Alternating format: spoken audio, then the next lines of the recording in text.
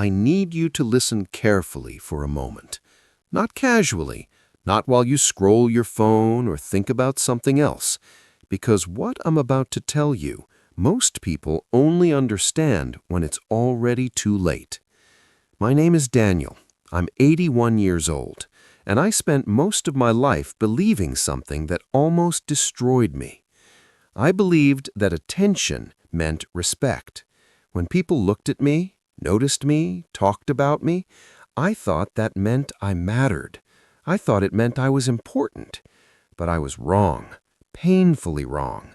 And by the time I finally understood the difference, I had already wasted decades of my life trying to impress people who never respected me in the first place. You see, attention is loud, respect is quiet, and most people never learn the difference. But before I explain that, let me tell you about the moment this lie first entered my life. I think the first time I truly tasted attention, I was about 16. There was a boy in my school named Marcus. Marcus was the kind of person everyone noticed the moment he walked into a room. Teachers laughed at his jokes, girls followed him with their eyes, even the principal seemed to treat him differently. And I remember watching him one afternoon in the hallway.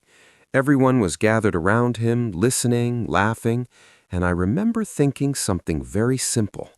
That's what respect looks like. So I started studying him, the way he talked, the way he dressed, the way he made people look at him. I thought the secret to being respected was to become the person everyone paid attention to. What I didn't realize back then was that attention and respect are two completely different currencies, and one of them is almost worthless. But when you're young, you can't see that yet. That small idea followed me everywhere after that. In college, I didn't try to become the smartest person in the room. I tried to become the most noticed. I told louder jokes. I dressed sharper than I could afford. I spoke more than I listened. And people noticed. They laughed at my stories. They invited me to parties. They remembered my name. And every time someone looked at me with interest, I felt something inside my chest, a small rush, like proof that I mattered. But here's the strange part. When the room went quiet, when the party ended, when I walked home alone at night, that feeling disappeared almost instantly. It was like drinking salt water. The more attention I got, the thirstier I became, and I had no idea that I was slowly training myself to depend on it. By the time I entered the working world, that habit had already taken root. I didn't just want to do good work. I wanted people to notice that I was doing good work. I volunteered for projects nobody wanted, not because they mattered, but because they were visible. I stayed late at the office, not always because the work needed it, but because people might see the lights still on in my office. And it worked. My boss praised me in meetings, my colleagues talked about my dedication, people began to recognize my name in the company. And again, that little rush returned. Attention, approval, recognition. For a moment, it felt like respect. But something strange began to happen. The more attention I got, the more I needed it, because without it, I started to feel invisible. Then something happened that I didn't expect. The more visible I became, the more people started paying attention to me. Not just at work, at parties, at conferences, at social gatherings. People began to know my name. They would greet me with big smiles, ask about my projects, laugh a little too loudly at my jokes. And I thought to myself, finally, this is respect. But one evening proved how wrong I was. I remember it clearly. We had just finished a big company event.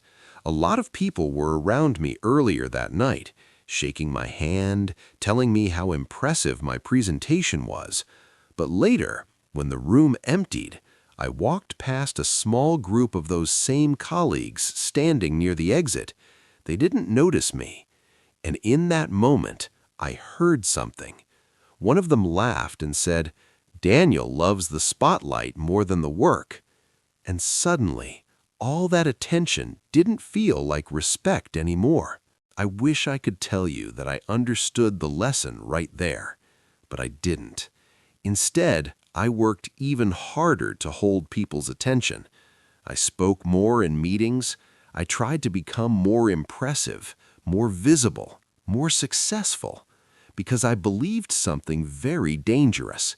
I believed that if enough people admired me, then eventually they would respect me. But admiration is a strange thing. It disappears the moment you stop performing. And one day, that performance stopped. I lost a major contract at work. It was the biggest failure of my career. Suddenly, the same people who once gathered around me were nowhere to be found. The room was quiet, and for the first time in years, no one was watching. Failure has a strange way of revealing the truth about people.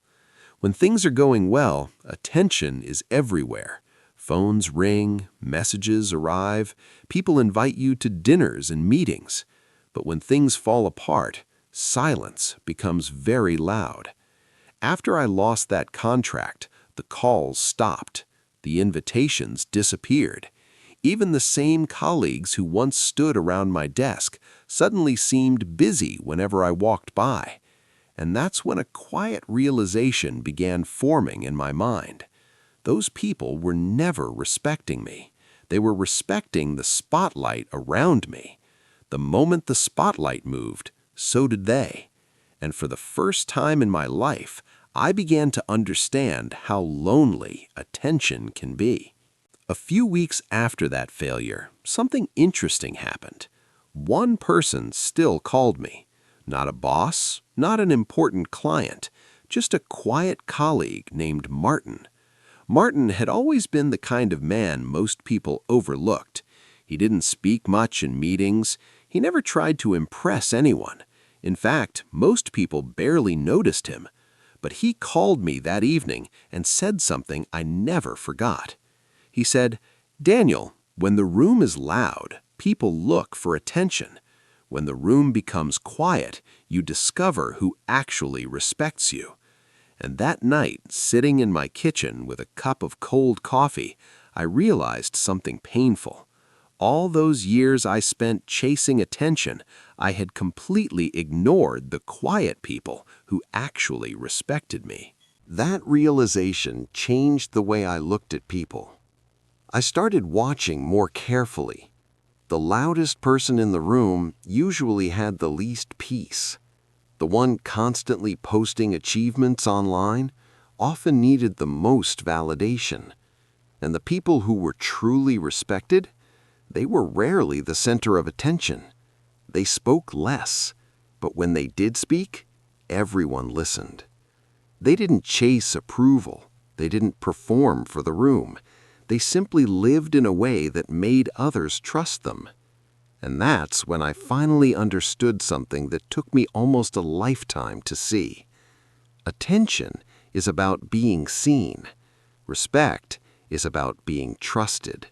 And trust is built slowly, quietly, through years of character, not moments of performance. Once you see the difference, you can't unsee it. You start noticing how much of the world is built around attention. People interrupt conversations just to be heard. They exaggerate their achievements. They carefully craft images of their lives, hoping someone will admire them. And I understand it, I really do, because I spent most of my life doing the same thing. Trying to look important, trying to appear impressive, trying to be the person people talked about when I left the room. But real respect works in the opposite direction. When you truly earn respect, people don't talk about you when you leave. They remember how you treated them when you stayed. And that is something attention can never buy. And now, at this stage of my life, I look back at all those years I spent chasing attention. I realized how much of it was wasted. I was so focused on being seen, admired, and talked about that I almost forgot the people right in front of me, the friends who truly mattered, the family who quietly loved me, the moments that didn't make anyone notice but made life worth living. It took me decades to understand that chasing attention is exhausting. Respect, real respect, is effortless in comparison. It's built quietly, patiently, and with integrity. And the moment I finally embraced that, I felt lighter than I had in years. Because I no longer needed to perform for the world. I only needed to live rightly, for myself and for those I truly care about. And finally, here's the truth I wish someone had told me decades ago. Life isn't about being noticed. It's not about applause, likes, or who talks about you. It's about the moments you live, the people you cherish, and the respect you quietly earn. When you focus on attention, you will always feel empty. When you focus on respect, integrity, and presence, you feel full, even if no one else notices. So stop performing for validation. Stop trading your time for fleeting admiration. Start living for the people and values that truly matter. Because at the end of your life, it's not the attention you received, but the respect you earned, the love you gave, and the lives you touched that will matter most. And that, my friend, is a lesson worth a lifetime.